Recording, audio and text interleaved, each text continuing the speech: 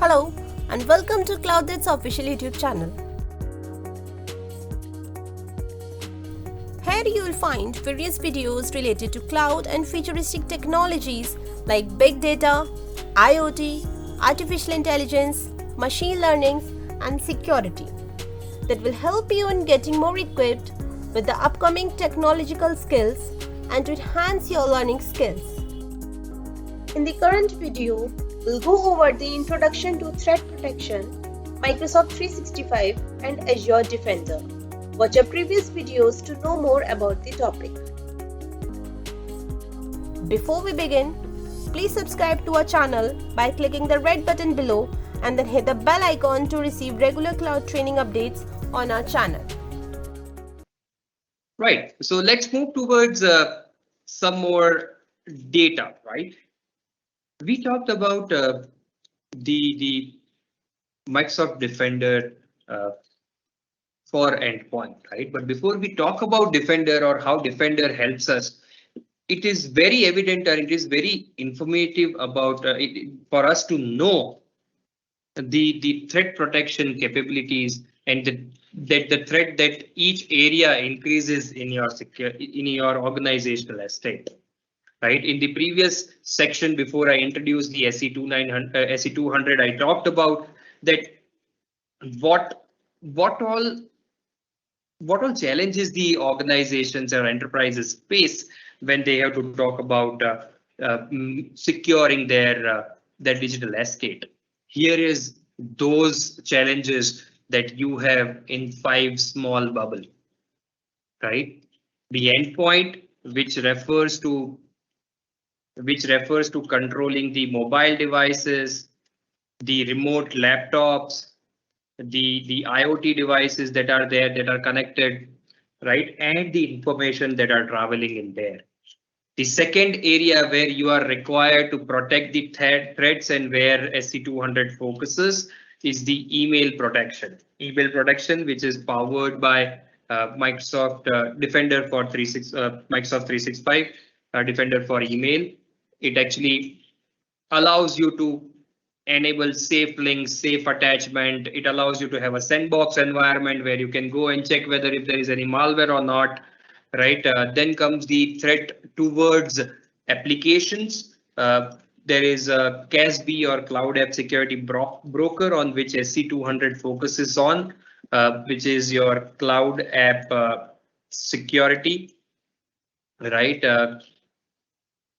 Cloud App Security, which is the CASB for which is developed by Microsoft and allows you to look at a lot of security score per device per individual in your organization, and it also allows you to look at the shadow IT that is going on in your in your organization. Now, some of you may ask, what is shadow IT?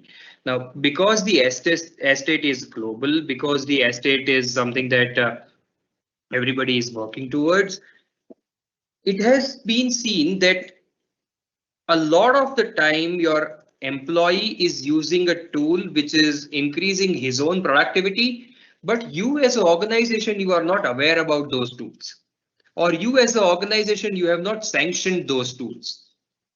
That is where the cloud app securities, that is where the cloud app securities shadow IT comes into play, right? Shadow IT, Cloud App Security actually detects all the shadow IT applications and lets you know if the user is using an application which has a low security score, right?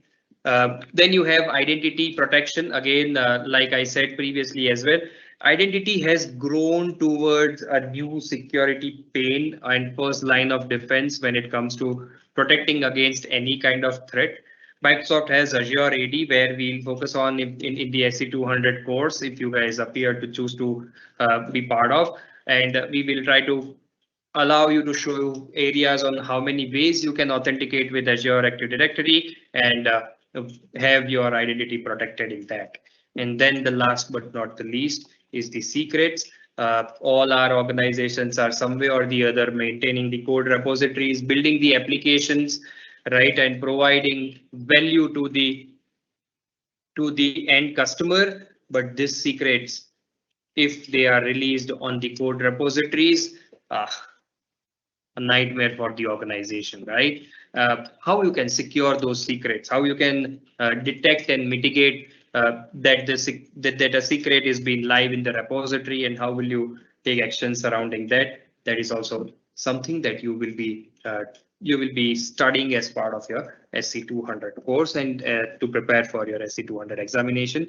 These are some of the areas which you should stay focused upon, right? We talked about endpoint security on Microsoft's ecosystem. The endpoint defender for endpoint is someone that not only controls, but it actually prevents, detects, investigates, and responds to any kind of threat that is seen on the endpoint.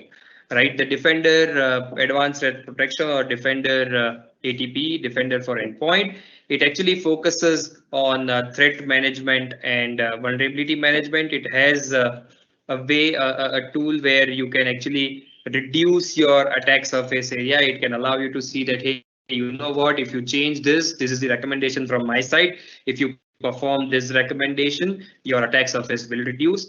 There is next gen protection, which is being provided by Defender for Endpoint, because it actually works with Microsoft's intelligent security graph, which pushes a lot of signals to Defender for Endpoint and to detect those threats. It has endpoint detection and response. It has auto investigation and remediation, and it has one-click availability of Microsoft Threat Expert. You can immediately call a threat expert for you, and he'll be able to assist you on what next steps you should take. On top of all of this, there is centralized configuration and administration available, which has APIs available which you can talk. If you do not want to use their own user interface and you want to create your own dashboard, you can use those Defender for Endpoint APIs for you, right? So that is one area where I saw a lot of questions coming in SC200, right? Defender for Office 365 is something that revolves around protecting your cloud-based emails, right? It allows you to filter the email. It allows you to provide your organization and protect your organization against unknown malwares, viruses, and even it allows you to have a zero-day protection. Now, zero-day protection and zero-hour purge, I mean, excellent features by Defender for O365.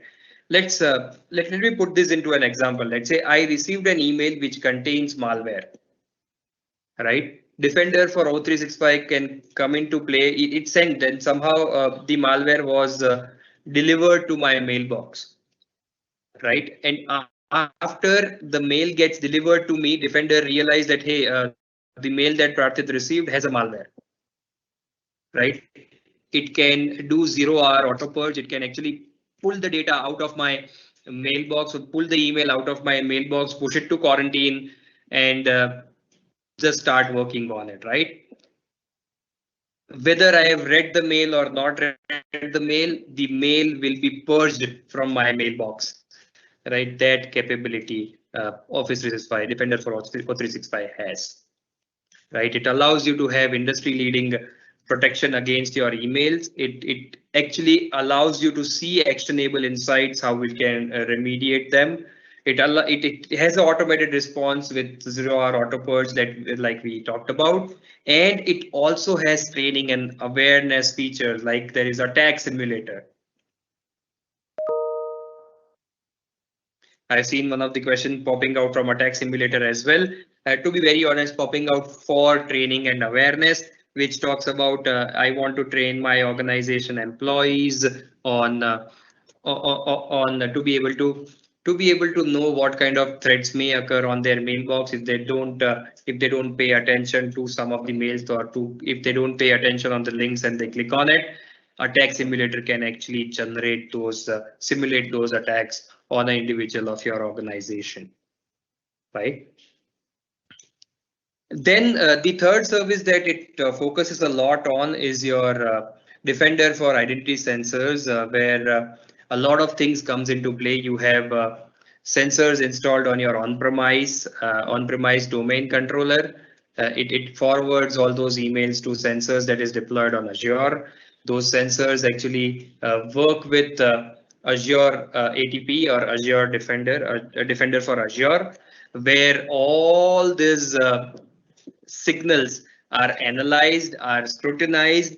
If there are alerts or if there are identity metadata that needs to go out, it goes and tells it to Cloud App Security that, hey, this is the application that is being utilized on your on-premise system or on your cloud system, which is, there is some diciness over there, right? And it also has the capability of sending the alerts.